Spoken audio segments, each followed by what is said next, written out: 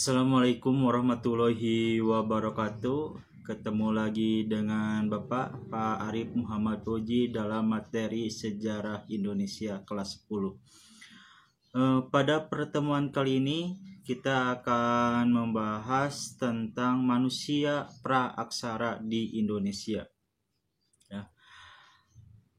Minggu kemarin kalian sudah membahas bagaimana 4 zaman proses pembentukan bumi, ya, dimana yang pertama masa Ajoikum, terus kedua masa Paleozoikum, ketiga masa Mesozoikum, dan yang keempat masa Neozoikum.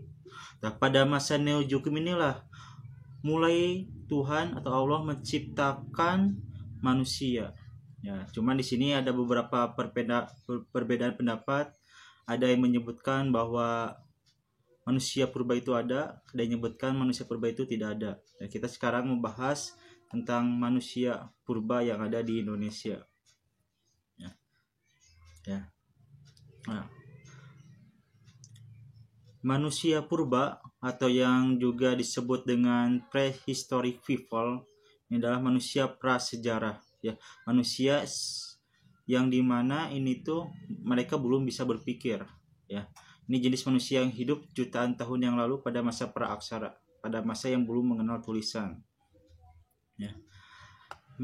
Untuk mengetahui keberadaan manusia purba pada masa lampau, kita bisa mempelajari melalui fosil-fosil manusia purba dan dengan mempelajari artefak berupa perlengkapan atau peralatan penunjang hidup manusia purba. Ya, di sini bagi sekelompok orang yang mempercayai adanya manusia purba, dia percaya adanya manusia purba karena menemukan fosil-fosil atau tengkorak manusia yang tengkoraknya itu berbeda dengan tengkorak manusia sekarang, ya. Bahkan volume otaknya lebih kecil. Ya, ini yang mereka tafsirkan ini tuh bukan manusia modern, tapi manusia masih seperti hewan, ya. Itu manusia purba namanya. Nah, itu mereka bisa menyebutkan manusia purba itu ada, ya, karena ditemukannya fosil-fosil, ya. Ini orang yang pertama kali menyebutkan bahwa manusia purba itu ada adalah teori Darwin, ya. Jadi teori Darwin menganggap bahwa manusia modern itu adalah bentuk sempurna dari sisa-sisa kehidupan purbakala yang berkembang dari jenis primata, Anthropoidea, Homidinea, ya. Melalui evolusi manusia kemudian mengalami perubahan dalam sikap tubuh secara bergerak, evolusi kepala, dan aspek biososial, ya. Itu teori Darwin, ya, yang menganggap bahwa manusia itu hasil evolusi, hasil perubahan dari makhluk sebelumnya, ya. Dan di Indonesia ternyata Indonesia merupakan salah satu surganya manusia purba, ya, karena manusia purba itu hidup di daerah yang tropis, ya, dan Indonesia merupakan daerah yang tropis, ya. Dan sehingga di Indonesia, kata ahli sejarawan dunia mengatakan bahwa surganya manusia purba itu ada di Indonesia, sehingga banyak sekali fosil-fosil manusia purba yang ditemukan di Indonesia. Setidaknya ada 6 jenis fosil yang ditemukan di Indonesia, ya. Yang pertama ada Meganthropus paleojavanicus, yang kedua ada Pithecanthropus erectus, yang ketiga ada Pithecanthropus mojokertensis, yang keempat ada Pithecanthropus robustus, Homo erectus, dan yang keenam Homo sapien. Dan Homo sapien ada beberapa jenisnya, ada Homo wajakensis, Homo solensis, dan Homo floresiensis. Nah, kita bahas satu persatu, ya. Next, ya. Pertama, manusia tertua yang ditemukan di Indonesia adalah Meganthropus paleojavanicus, ya. Mega artinya besar, ya. Mega artinya besar. Tropus artinya manusia, ya. Paleo tertua, Javanicus dari Pulau Jawa. Kalau diartikan, ya, manusia raksasa atau manusia bertubuh besar yang tertua di Pulau Jawa. Nah, ini manusia pertama yang ditemukan di daerah Nusantara, ya. Ini ditemukan oleh von Koningswood, ya. Ini dia kebangsaan Belanda, ya. Nah, ciri-ciri dari Meganthropus paleojavanicus ya, yang ditemukan oleh von Koningswood ini dia hanya menemukan rahangnya saja ya, rahang gigi bagian bawah ya. Yang dimana ini rahangnya mirip manusia tapi sangat besar ya, tidak seperti manusia sekarang rahangnya ini. Sehingga oleh dia ditafsirkan dari rahang ini, kemudian diilustrasikan ciri-ciri dari Meganthropus paleojavanicus ini adalah memiliki postur tubuh yang tegap dan besar ya, memiliki gigi dan rahang yang kuat dan juga besar ya, memiliki tonjolan di berbagai kening dan muka ya, kening muka. Yang keempat, mempunyai tulang pipi yang tebal dan volume otaknya hanya 800 cc ya. Ini volume otaknya masih jauh dengan volume otak manusia sekarang. Kalau volume otak manusia sekarang itu sekitar 1500 cc ya. Kalau ini Meganthropus paleojavanicus volume otaknya hanya 800 cc saja ya. Yang pertama, Meganthropus paleojavanicus ya. Yang dimana volume otak kera itu 600, sehingga ini hanya hampir mirip dengan kera gitu ya, tapi lebih besar sedikit ya. Dan jenis yang kedua yang ditemukan di Indonesia itu adalah Pithecanthropus erectus ya. Ini fosil-fosil yang ditemukan oleh Eugene de Bois ya. Penemu dari Pithecanthropus erectus adalah Eugene de Bois. Ini tongkrak-tongkrak yang ditemukannya ya. Ini dikenal sebagai manusia kera yang berdiri tegak ya. Pithecan itu kera, Tropus adalah manusia, erectus tegak, sehingga diartikan manusia kera yang berdiri tegak ya, berdiri tegak ya. Ini ditemukan oleh Eugene de Bois. Kalau berdiri tegak berarti dia sudah bisa berjalan seperti halnya berjalan manusia ya. Kenapa dikatakan tegak? Karena dia memiliki tulang kaki yang tegak seperti tulangnya manusia, cuman dari kepalanya dan rahangnya ini masih mirip dengan hewan ya. Ciri-cirinya, pertama, memiliki postur tubuh tegap meskipun tidak setegap Meganthropus paleojavanicus ya, agak kecil sedikit berarti ya. Memiliki tinggi badan sekitar 165 sampai 180 cm ya. Yang ketiga, memiliki berat badan sekitar 80 kg sampai 110 kg, tinggal besar ya, lebih besar dari manusia sekarang ya. Dan memiliki otak lebih besar dari Meganthropus, yaitu 950 cc ya, hampir mendekati volume otaknya manusia ya. Ini Pithecanthropus erectus ini merupakan jenis manusia purba yang paling banyak ditemukan di Indonesia ya. Jadi tulang-tulang yang paling banyak ditemukan di Indonesia adalah jenis Pithecanthropus erectus. Terus yang ketiga ada Pithecanthropus mojokertensis ya. Pithecan itu artinya kera, Tropus artinya manusia, mojokertensis adalah Mojokerto. Sehingga kalau diartikan ini manusia kera yang berasal dari Mojokerto ya. Berarti ini ditemukannya di daerah Mojokerto ya. Ini penemunya oleh von Koningswood ya, ditemukan di Mojokerto tahun 1936 sampai 1941 ya, sehingga ketika Indonesia masih menjajah. Ini orang Belanda ya. Jadi orang Belanda dulu ketika menjajah Indonesia, dia juga sambil meneliti tentang sejarah-sejarah yang ada di Indonesia ya. Pithecanthropus mojokertensis ini hidup sekitar 2,5 sampai 2,25 juta tahun yang lalu ya. Memiliki ciri-ciri tinggi 165 sampai 180, hampir sama dengan manusia ya. Badan tegap tapi tidak setegap Meganthropus ya. Otot kunyah tidak sekuat Meganthropus juga ya. Hidung lebar dan tonjolan di kening melintang sepanjang pelipis ya. Jadi sehingga ini masih menonjol ya, seperti mana foto di sini ya, masih menonjol. Terus tidak berdagu ya, tidak berdagu, dan makanannya tumbuhan dan hewan hasil buruan ya, dan sumber itu Pithecanthropus mojocartensis hampir mirip dengan Pithecanthropus erectus, hanya berbeda tempat saja ya, beda tempat penemuannya saja. Dan yang keempat itu ada Pithecanthropus erectus ya, ini manusia kera yang kuat, robustus, kuat ya. Kuat apanya? Kuat dalam rahangnya.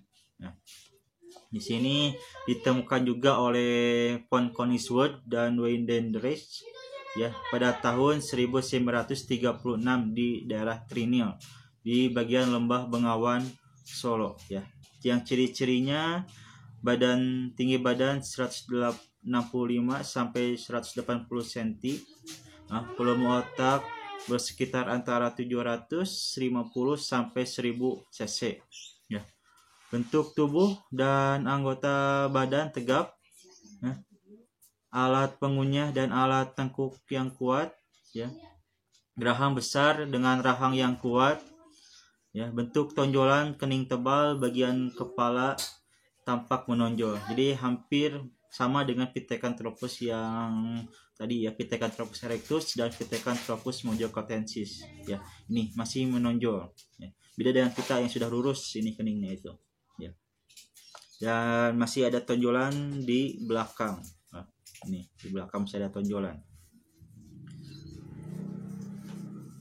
Dan selanjutnya ada Homo erectus ya. Ini dikenal sebagai manusia yang berdiri tegak ya. Ini adalah hasil evolusi dari Pithecanthropus erectus ya. Yang membedakan itu hanya dari volume otaknya ya. Tadi Pithecanthropus erectus volume otaknya 950 cc, kalau ini volume otaknya 1000 cc ya. Ini memiliki ciri-ciri ya, memiliki bentuk kaki panjang dengan bentuk lengan yang pendek, tinggi badan 130 cm sampai 210 cm ya, berat badan 88 kg sampai 150 kg, dan volume otaknya 1000 cc. Itu hasil evolusi dari Pithecanthropus erectus menjadi Homo erectus ya, yang lebih cerdas manusianya itu. Selanjutnya ini yang terakhir ada jenis dari Homo sapien ya, Homo sapien. Homo sapien dikenal sebagai manusia cerdas dan juga bijak ya. Ini yang hampir sempurna ya, hampir sempurna, tapi belum mendekati manusia, belum seutuhnya menjadi manusia ya. Memiliki kemampuan fisik seperti manusia modern, memiliki kapasitas otak sekitar 1400 cc ya. Beda 100 dengan manusia modern yang volume otaknya 1500 cc ya.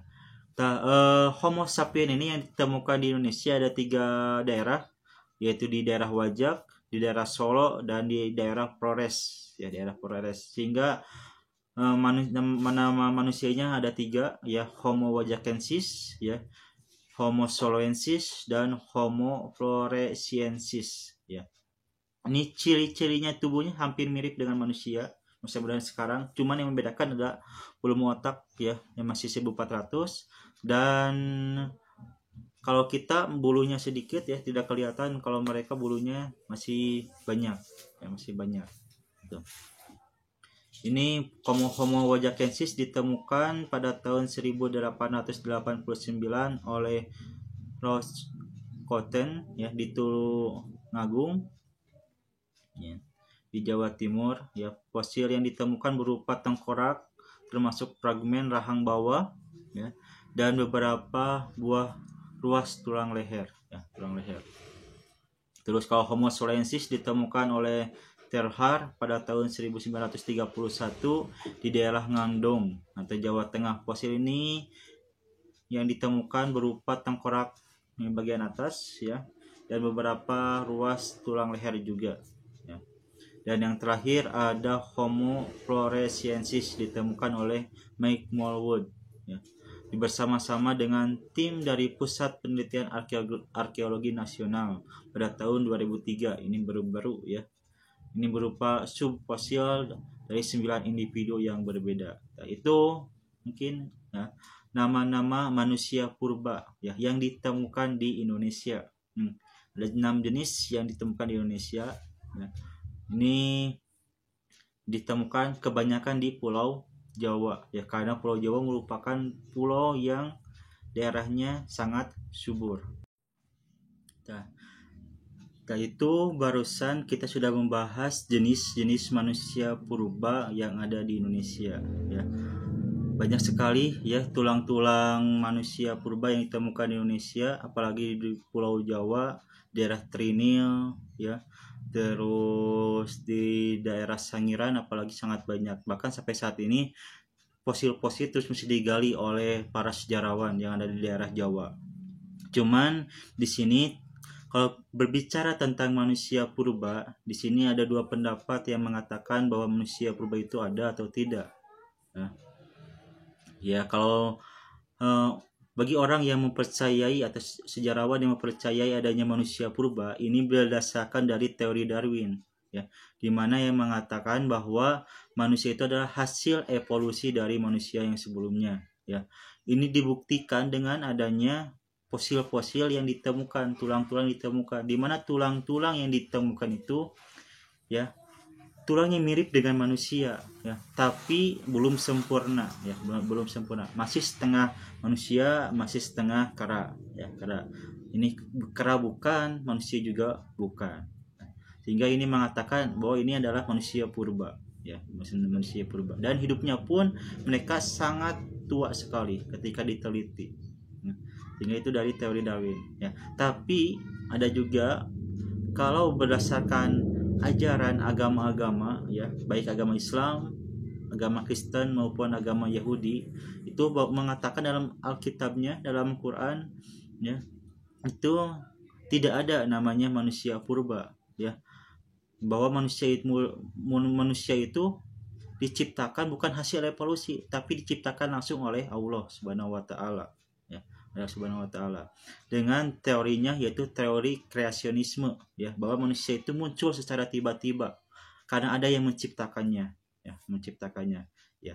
Manusia yang pertama di dunia adalah Nabi Adam ya, Nabi Adam dan Siti Hawa ya.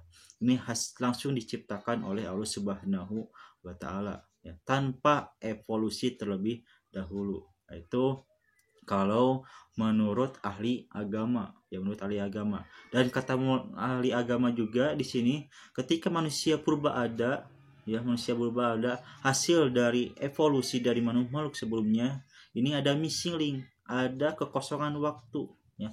Kenapa kekosongan waktu ya? Karena manusia itu evolusi dari manusia atau makhluk sebelumnya ya. Atau dengan kata lain, bahwa manusia itu berasal dari kera ya. Dan sejak kapan di sini ya kera tidak lagi berubah menjadi manusia ya. Kera sampai saat ini ada, tapi kenapa manusia purba sampai saat ini tidak ada ya, padahal induk dari manusia purba itu adalah kera ya. Tapi kera masih ada sampai saat ini, sedangkan manusia purba tidak ada ya, tidak ada. Ini sebuah pertanyaan yang belum terjawab oleh orang ahli sejarah yang mempercayai manusia purba itu ada ya. Ada missing link, ada kekosongan waktu tentang manusia purba ya. Kalau manusia purba, manusia modern ini benar-benar dari kera, sejak kapan kera berhenti berubah menjadi manusia, dan kenapa kera sampai saat ini masih ada sedangkan manusia purba musnah ya, musnah. Ini sebuah pertanyaan yang belum terjawab ya. Nah, untuk itu ya, Bapak menyerahkan lagi kepada kalian apakah percaya ataupun tidak. Bapak sudah menjelaskan ada bagaimana orang yang mempercayai adanya manusia purba dengan orang yang tidak percaya dalam manusia purba, itu menjadi pilihan kalian ya. Yang penting kalian yakin terhadap pilihan kalian itu tentu tentang manusia purba ya. Walaupun kalian tidak percaya, tetap kita akan belajar tentang manusia purba ya. Manusia purba karena ada dalam buku ya, sebagai bahan pengetahuan saja ya. Kalau kalian percaya ya, lebih pedalam lagi, lebih yakinkan lagi tentang manusia purbanya ini ya, yaitu tentang manusia purba di Indonesia. Satu lagi ya, ketika kita berbicara manusia purba dengan Nabi Adam duluan mana ya, mungkin itu menjadi sebuah pertanyaan ya. Ya jelas ya, manusia pertama di dunia ini adalah Nabi Adam. Ini sudah harus menjadi keyakinan kita ya, bahwa manusia pertama di dunia adalah Nabi Adam ya. Kalaupun kalian percaya adanya manusia purba bukanlah seorang manusia, dia masih berbentuk hewan ya, masih setengah manusia, masih setengah hewan, belum menjadi manusia yang sempurna ya. Kalau kita sudah menjadi manusia sempurna yang sudah memiliki akal dan pikiran, bukan hanya otak saja. Kenapa punya otak tapi tidak punya pikiran, akal. Kita sebagai manusia sempurna punya akal dan punya pikiran ya. Itu sebuah keyakinan yang harus ditanamkan, bahwa manusia pertama di dunia adalah Nabi Adam. Nah, kalaupun manusia purba ada, yaitu manusia purba bukan manusia ya, bukan manusia. Nah, itu harus menjadi keyakinan bagi kita semua. Ya, itu saja mungkin pertemuan kali ini. Mohon maaf bila ada kekurangan dan kehilafannya. Minggu depan kita ketemu lagi dengan materi selanjutnya. Untuk sekarang kalian catat tadi materi yang Bapak jelaskan di buku catatan dan difotokan dan kirim ke Google Classroom. Terima kasih, ketemu lagi minggu depan. Jangan lupa terus belajar sejarah. Dengan belajar sejarah hidup kita menjadi lebih cerdas. Assalamualaikum warahmatullahi wabarakatuh.